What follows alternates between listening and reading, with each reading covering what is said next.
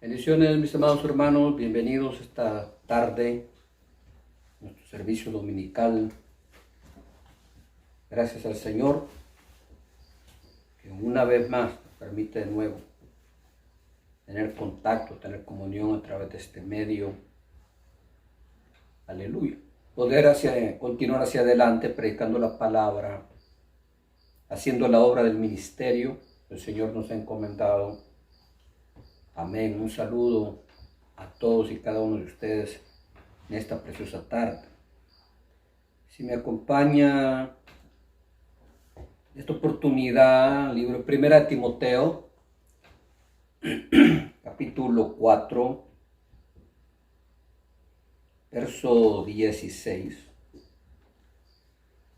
1 Timoteo, capítulo 4, verso 16. Dice la palabra del Señor. Escribe el apóstol Pablo a Timoteo: ten cuidado de ti mismo y de la doctrina. Persiste en él, pues haciendo esto te salvarás a ti mismo y a los que te oyeren. Aleluya. Damos una oración, mis amados hermanos. Padre, damos gracias por tu amor, tu misericordia, tu fidelidad. Te amamos, te bendecimos. Tú eres grande, Señor, eres digno de suprema alabanza, de suprema adoración. Oramos, Padre, que tú envíes tu Espíritu, tu palabra, nos renueve, nos transforme, nos vivifiques, nos enseñe, nos des entendimiento para poder entender las cosas que tú nos enseñas a través de ellas. Danos la gracia para hacer lo que tú mandas en tu palabra. Bendice la vida de cada uno de aquellos, Señor, que estamos en este momento en comunión a través de este medio para la gloria de tu nombre, en el nombre de Jesús. Amén. Aleluya. Gloria a Dios. Dios es bueno. Está circulando en las noticias, sobre todo dentro de lo que es la iglesia norteamericana, una noticia con respecto a un varón llamado Jon Steingart. Él era el vocalista de un grupo de rock cristiano llamado Hawk Nelson. La noticia es llamativa, repito, sobre todo para la iglesia norteamericana, ya que este hombre hace unos 2 o 3 días, por medio de las redes sociales, acaba de anunciar que se aparta de este grupo porque, según sus propias palabras, ya no cree en Dios. Es interesante el caso de este varón porque este hombre nació en el Evangelio. O sea, según él, nació en el Evangelio. Se crió en una iglesia, creció en una iglesia cristiana. Llegó a ser vocalista de un grupo de música cristiana y cantó música cristiana por años. Y ahora resulta que sus conclusiones, después de todo este tiempo y después de todas sus vivencias, según él testifica, es que él ya no cree en Dios. Este es un caso triste y también en cierta forma alarmante, porque él dice que muchos de aquellos con quienes él ha compartido estos sentimientos, estas confusiones, están prácticamente en la misma condición que él está. O sea que, en otras palabras, no sabemos quién va a ser el próximo. Y no es en realidad asustarnos, ¿verdad? O alarmarnos en extremo, sino que simplemente darnos cuenta de que la palabra de Dios se cumple y estamos entrando y ya viviendo los tiempos de apostasía, los cuales la Biblia habla.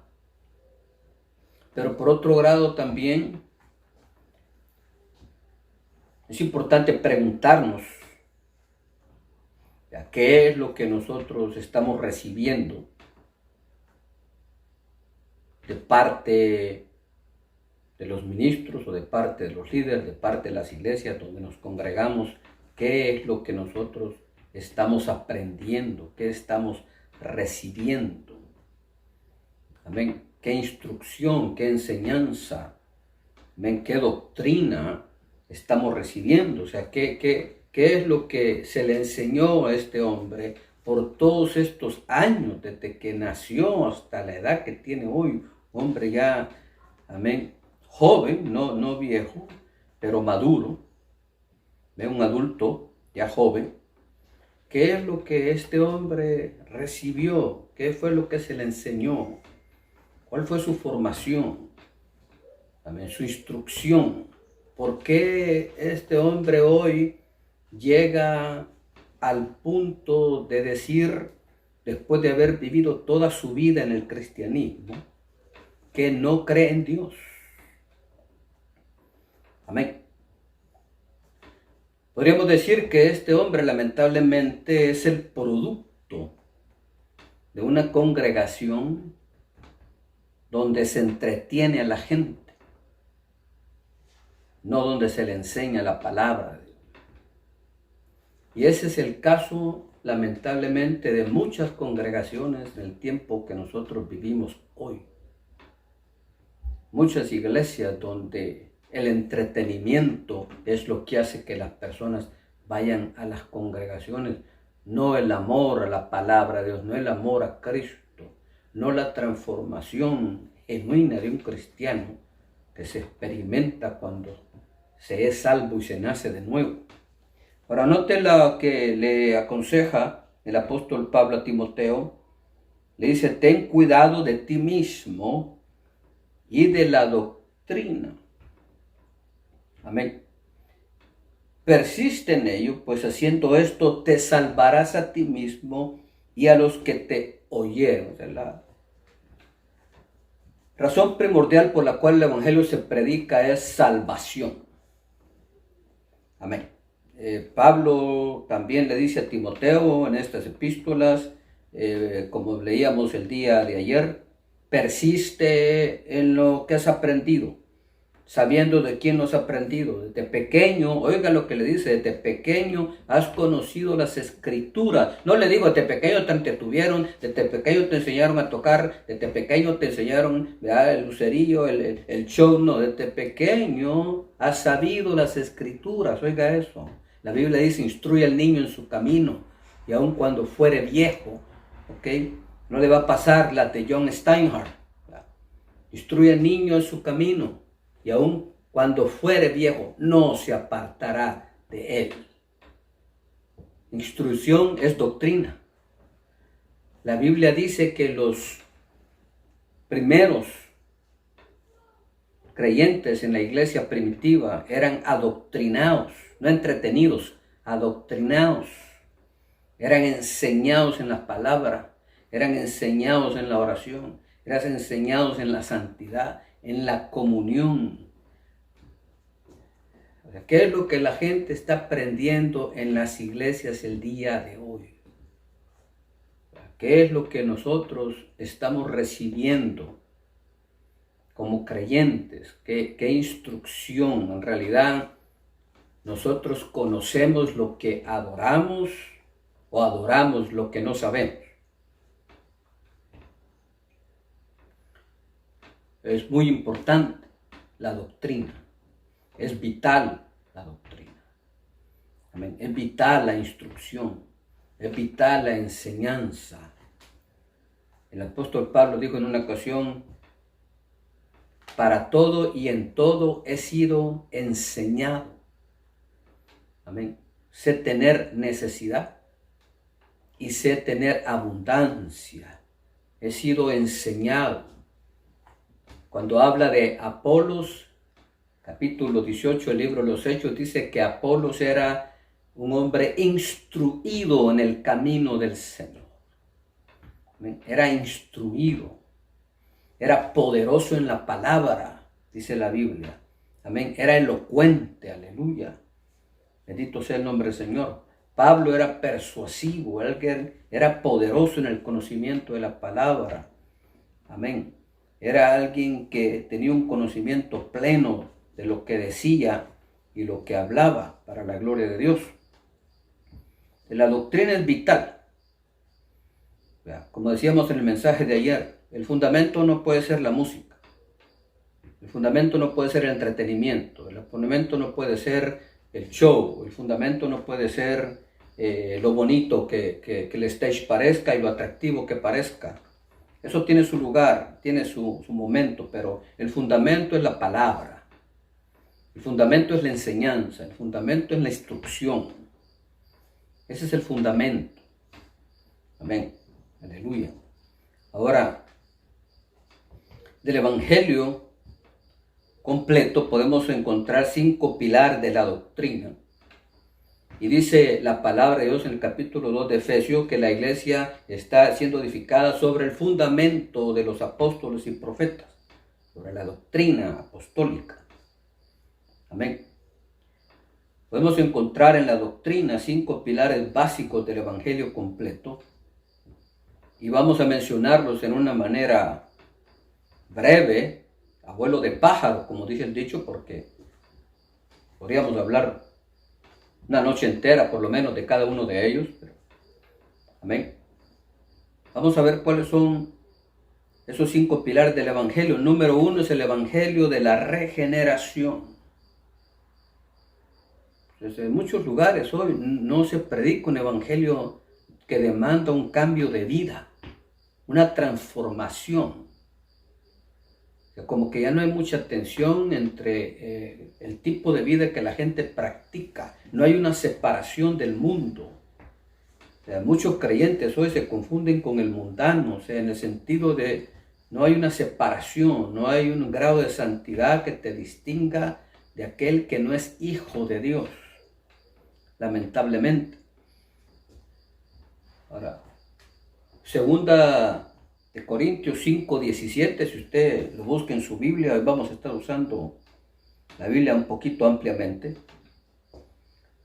Dice, de modo que si alguno está en Cristo, nueva criatura es. He aquí las cosas viejas pasaron, todas son hechas nuevas. Amén. Entonces, el verdadero evangelio, repito, demanda un cambio de vida. Regeneración se refiere a nueva vida. Nuevo nacimiento se refiere a mi nuevo estado. Amén. En contraste con mi condición de muerte en delitos y pecados. Estaba muerto en delitos y pecados. Nací de nuevo por la obra de gracia del Espíritu Santo. Ya no estoy muerto en delitos y pecados, hoy tengo vida. Mi espíritu tiene vida, es el nuevo nacimiento. Y la regeneración se refiere a un cambio de vida, a vida nueva. Una vida donde las cosas viejas pasan y todas son hechas nuevas para la gloria de Dios. A una vida donde las calamidades por causa del pecado, o sea, la muerte espiritual, la maldición de las circunstancias, la enfermedad, van siendo quitadas, ven, por la sangre de Cristo, el poder de la sangre del Hijo de Dios. Entonces, primer pilar de la doctrina evangélica es regeneración. Amén. Un evangelio que no pide un cambio de vida no es el evangelio bíblico. Número 2, algo de lo que en muchos lugares, lamentablemente, ya ni siquiera se habla, la llenura del Espíritu Santo. Segundo pilar de un evangelio completo es el evangelio de la llenura del Espíritu Santo. Amén. O sea, una investidura de poder la plenitud de los dones del Espíritu moviéndose en medio del pueblo de Dios. El fruto del Espíritu Santo siendo desarrollado en la vida del hombre. Aleluya. Veamos en el libro de los Hechos. Me acompaña ahí un poquito atrás. Amén. Vamos al libro de los Hechos, capítulo 1. Aleluya. Gloria a Dios. Verso 5. Es muy importante. Dijo el Señor Jesús a los discípulos: porque Juan ciertamente bautizó con agua, mas vosotros seréis bautizados con el Espíritu Santo dentro de no muchos días. Muy importante la llenura del Espíritu Santo. Amén. Que abarca los tres aspectos que ya mencionamos y que nos llevan a tener una vida rendida a la alianza y a la voluntad del Espíritu de Dios. Amén. La llenura del Espíritu Santo es la que nos da convicción que somos hijos de Dios. Nos da convicción de las Escrituras, nos da convicción de que la palabra de Dios es verdad. No voy a terminar el día de mañana pensando que estoy confundido, que no sé si lo que la Biblia dice es cierto o no. La llenura del Espíritu Santo trae convicción al corazón del hombre. Es una de las obras primordiales del Espíritu de Dios, es traer convicción. El Señor Jesús dijo que el Espíritu de Dios convencería al mundo de pecado, de justicia, de juicio. Traía convicción de pecado.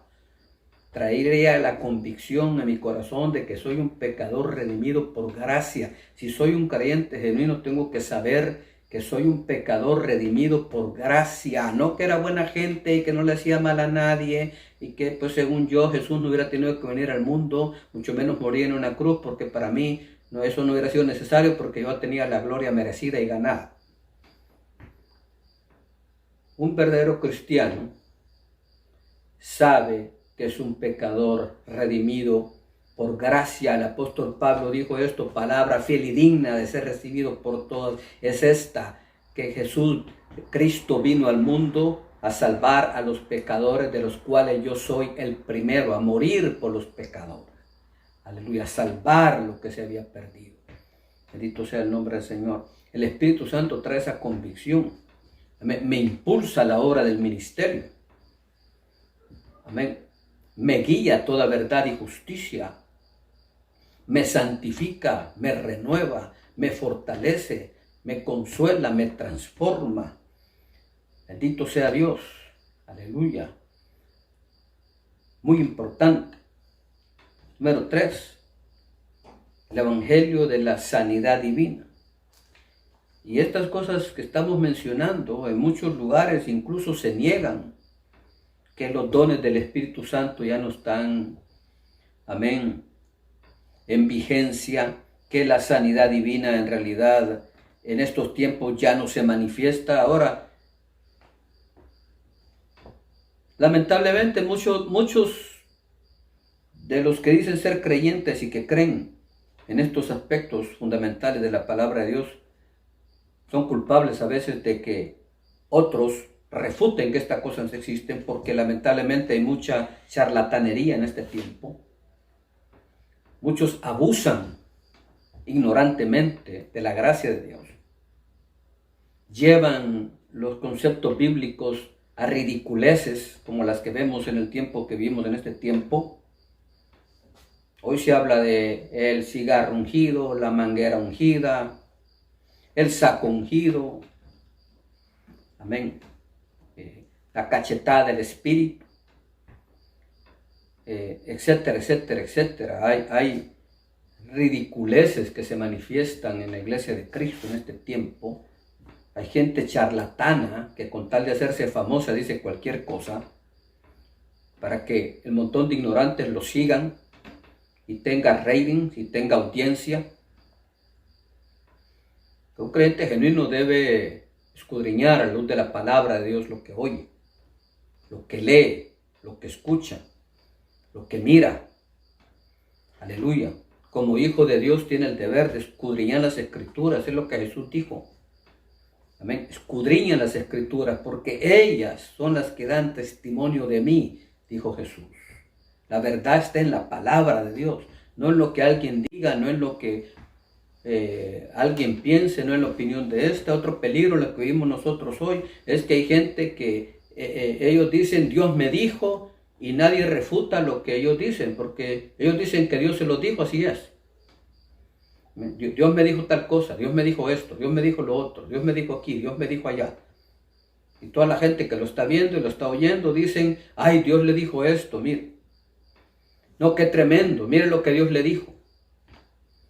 Sin escudriñar a la luz de la palabra, si eso es bíblico o no, si tiene un fundamento bíblico o no. Entonces, como hay mucha charlatanería, hay mucha ambición, amén, hay mucho amor al dinero, lamentablemente en los tiempos que nosotros vivimos, entonces muchos refutan aspectos de la doctrina bíblica, como por ejemplo el diezmo, por ejemplo la sanidad divina, los dones del Espíritu Santo. Amén. Como hay muchos que piden dinero para sanar, entonces otros que son fundamentalistas dicen no, o sea, eso es una charlatanería, eso no existe. Eso lo único que hacen es quitar el dinero a la gente y honestamente la gente no se sana. Pero habemos cristianos todavía que honestamente creemos en la sanidad divina. Amén. Creemos en el poder sanador del Espíritu Santo, el poder sanador de la palabra de Dios, las promesas del Señor Jesús. Creemos que la enfermedad, como la Biblia lo enseña, es consecuencia del pecado, y creemos que al ser quitado el pecado es quitada la maldición. Esa maldición incluía la enfermedad, las tres calamidades que ya mencionamos: la muerte espiritual, la maldición de las circunstancias, o sea, lo que tiene que ver con mi condición física y material, amén, y la enfermedad. Aleluya. Entonces, fundamento para la sanidad divina lo encontramos en Isaías 53:4, y muchos dicen, los que refutan la sanidad divina, dicen, amén, tal vez con buena intención, pero pienso yo que en una manera, en cierta forma equivocada, que cuando Isaías 53, habla de la enfermedad, se está recibiendo, y de la sanidad se está refiriendo a la sanidad espiritual, no física. Cuando leemos la palabra, Isaías 53:4 y 5, dice la palabra de Dios: ciertamente llevó él nuestras enfermedades y sufrió nuestros dolores. Nosotros le tuvimos por azotado, por herido de Dios y abatido, mas él herido fue por nuestras rebeliones, molido por nuestros pecados. El castigo de nuestra paz fue sobre él, y por su llaga fuimos nosotros curados. Amén. Bueno, es obvio que la Biblia habla y se refiere a la sanidad espiritual, o sea, la liberación de la esclavitud del pecado y sus consecuencias y sus secuelas. Amén. Que el pecado ha dejado en la vida del hombre. Pero hay fundamento tremendo en la Biblia para creer que dentro de la bendición de un evangelio completo está incluido la sanidad divina. Uno de esos pasajes está en Marcos capítulo 16. Vamos al Nuevo Testamento, ahí adelantito, Marcos capítulo 16. Las palabras del Señor Jesús: el que creyere y fuere bautizado será salvo, mas el que no creyere será condenado. Y estas señales seguirán a los que creen en mi nombre: echarán fuera demonios, hablarán nuevas lenguas, tomarán en las manos serpientes, y si bebieren cosa mortífera no les hará daño. Sobre los enfermos pondrán sus manos y sanará. Aleluya. Gloria a Dios. Amén.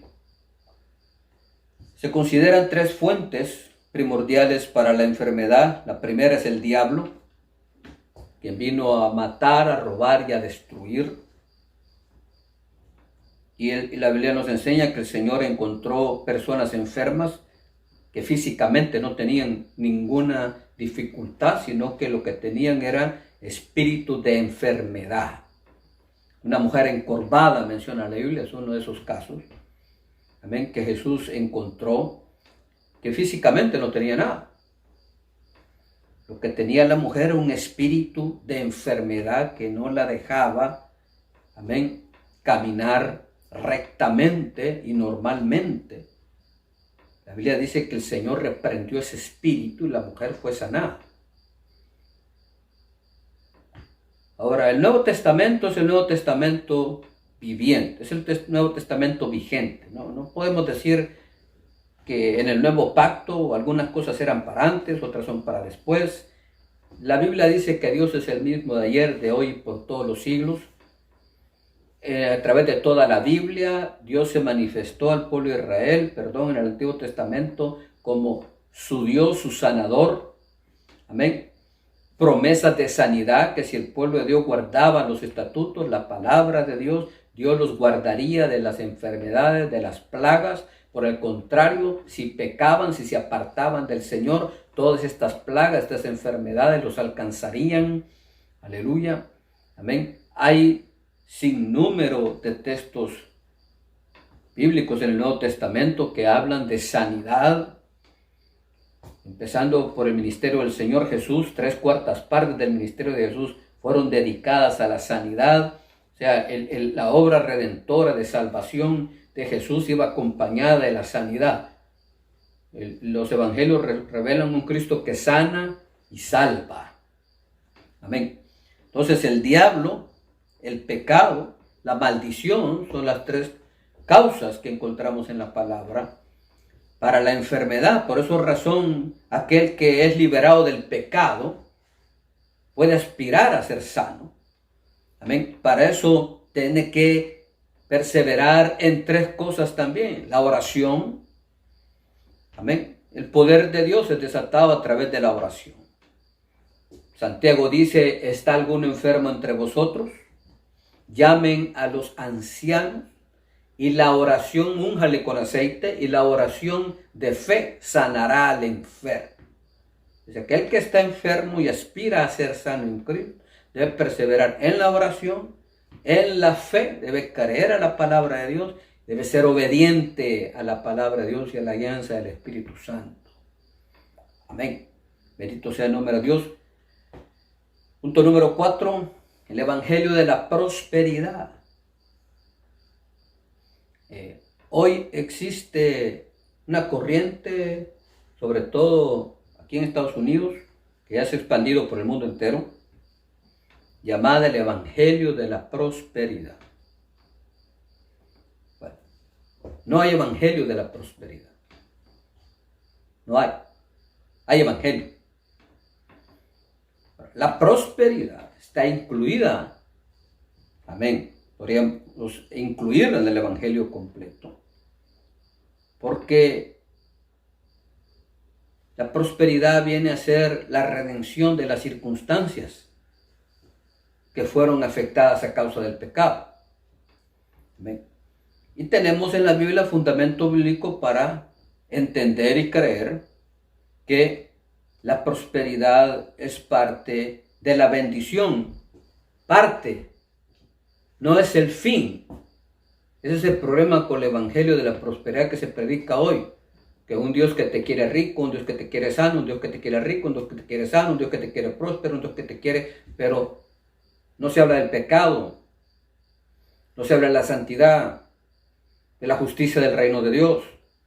Lo único que se habla es, ten una casa, compra otra más grande, ten un bote, compra otro más grande, tiene un avión, compra otro, esto.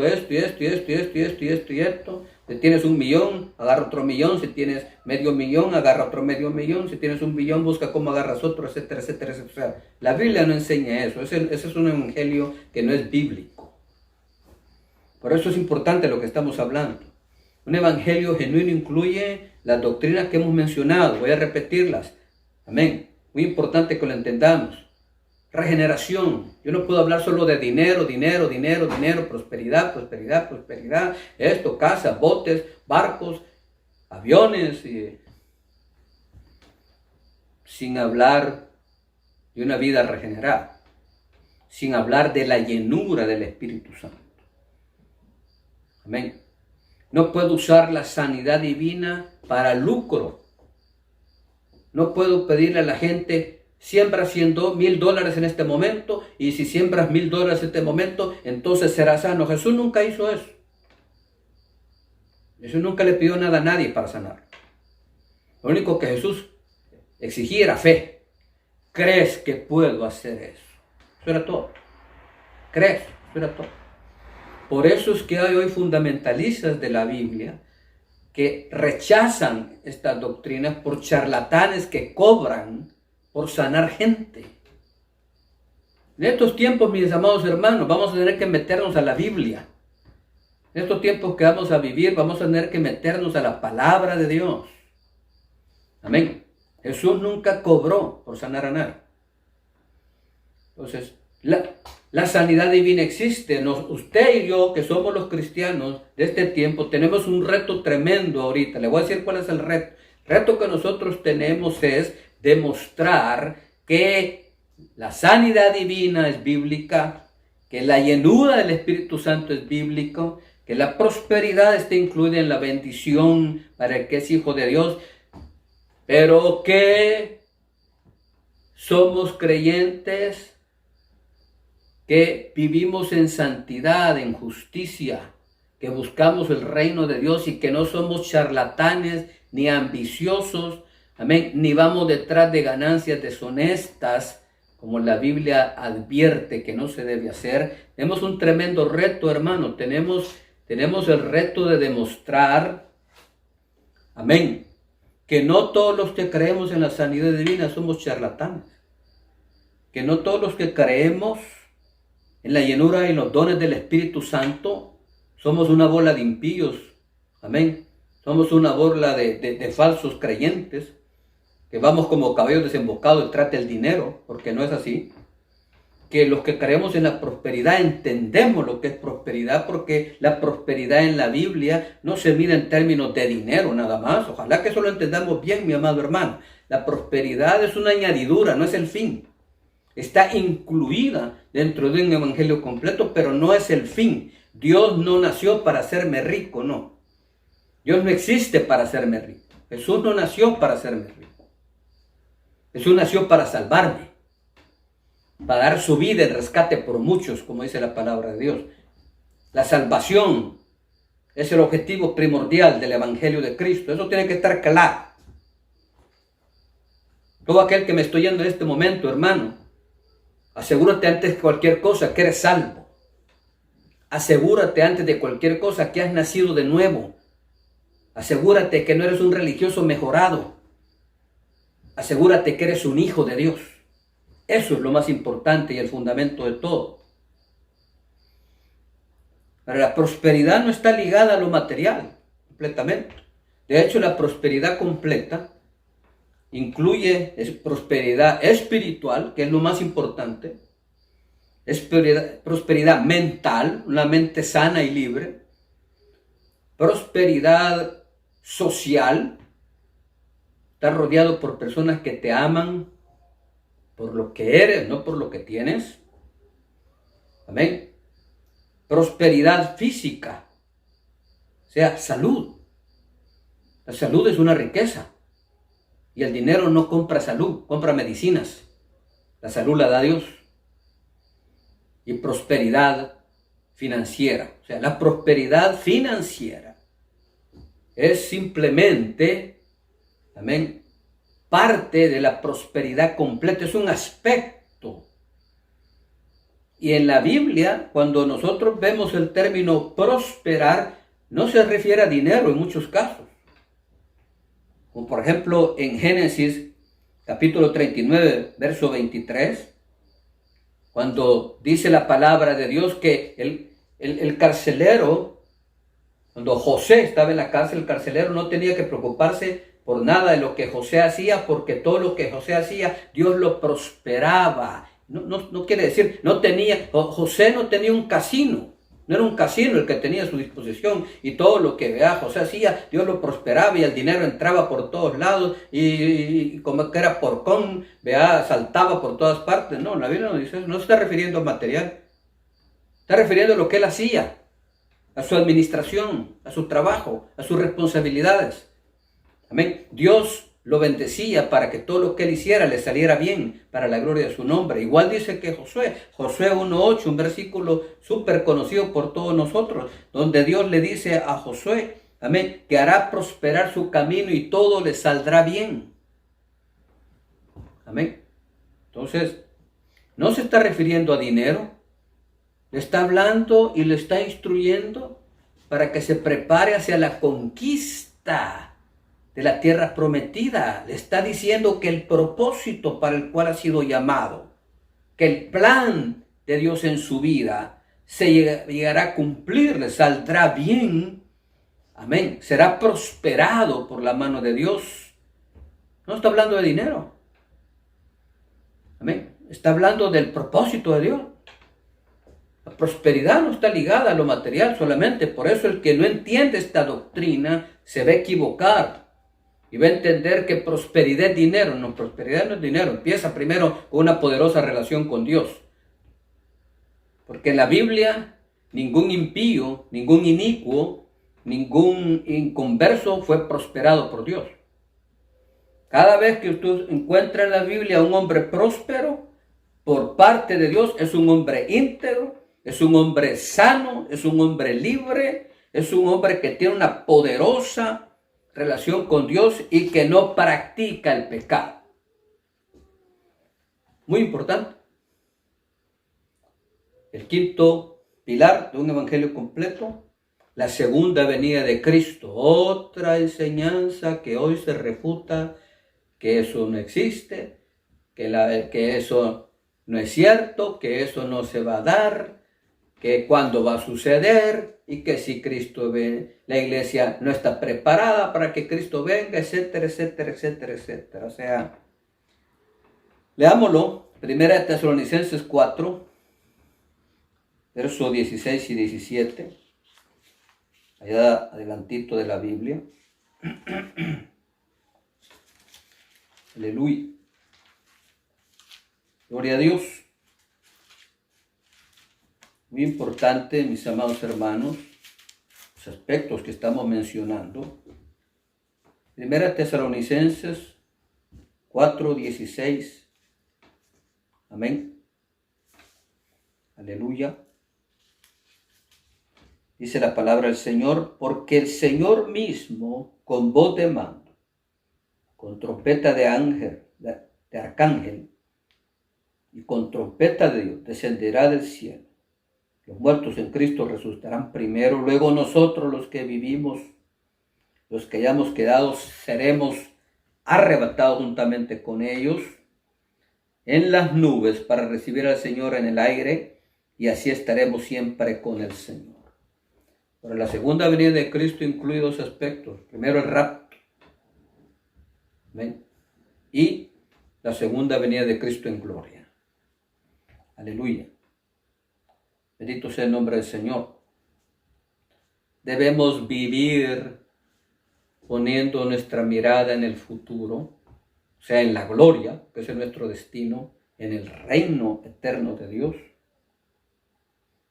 Pero también debemos ser conscientes de la necesidad que existe hoy en la generación en la que estamos de expandir su reino en la faz de la tierra. Nuestra responsabilidad de predicar el evangelio para salvar el mayor número de almas posibles antes que Cristo venga.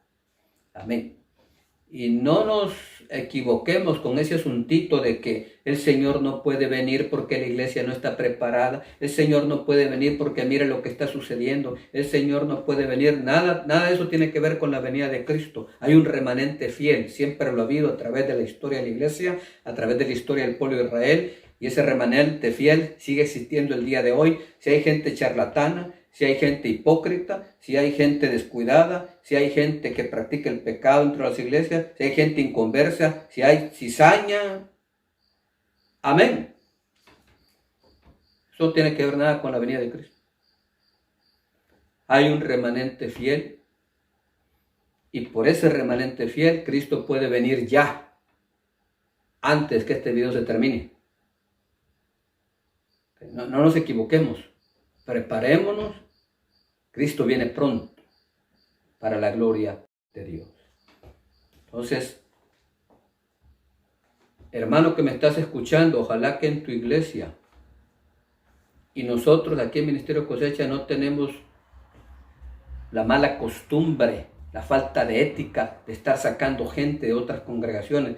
No, esa no es nuestra intención, nunca va a ser. Nuestra intención es salvar lo que se ha perdido. Y hay mucha gente en el mundo a quien predicarle la palabra de Dios.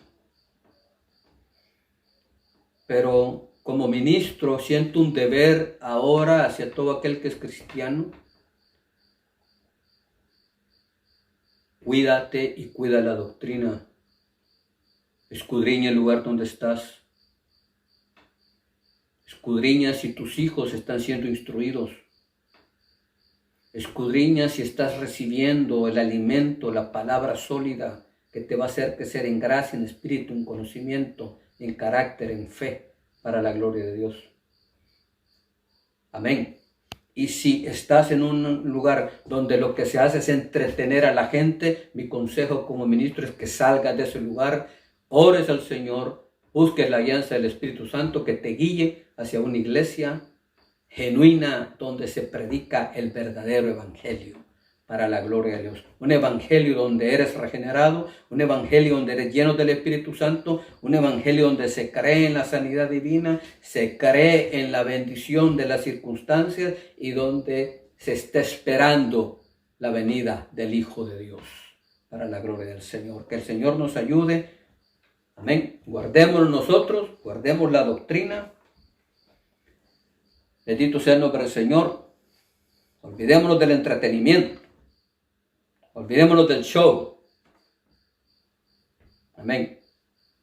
Eso lo que nos va a llevar es al día de mañana decir, ya no tengo ganas de ir a la iglesia.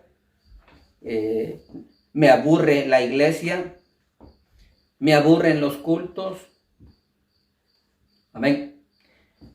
No, honestamente yo ya no creo que Dios exista. Lo que nos va a mantener firmes en Cristo y creciendo constantemente en gracia, en espíritu, en conocimiento, es la palabra de Dios, la presencia del Espíritu Santo, es buscar el reino de Dios y su justicia. Amén. Es vivir en santidad, es vivir esperando la venida del Hijo de Dios. Oremos en esta hermosa tarde, ahí donde usted está, incline su rostro, hagamos una oración. Amén. Padre, te damos gracias en el nombre de Jesús por tu palabra. Te damos gracias por tu iglesia, te damos gracias por tu pueblo, te damos gracias por aquellos que han creído en ti como Señor y Salvador. Oramos en este momento también por aquellos que han de creer en ti por medio de nuestra predicación, de nuestro testimonio. Glorifica tu nombre, Señor, en medio nuestro. Haznos crecer cada día en gracia, en espíritu, en conocimiento, en carácter, en fe, danos amor por tu palabra. Enséñanos a orar, enséñanos a escudriñar tu palabra. Abre nuestro entendimiento, que podamos entender las cosas que tú, Señor amado, nos enseñas y nos revelas a través de ella.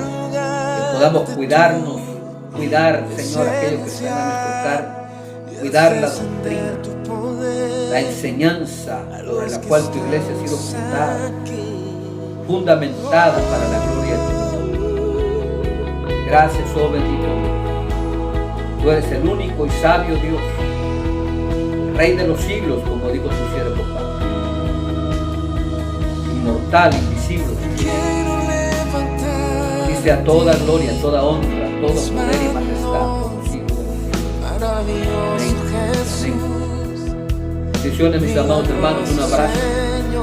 tenga una semana bendecida, victoriosa. Amén. Bajo comunión y la presencia del Espíritu de Dios. Nos vemos en la próxima. Bendiciones. A los que estamos aquí.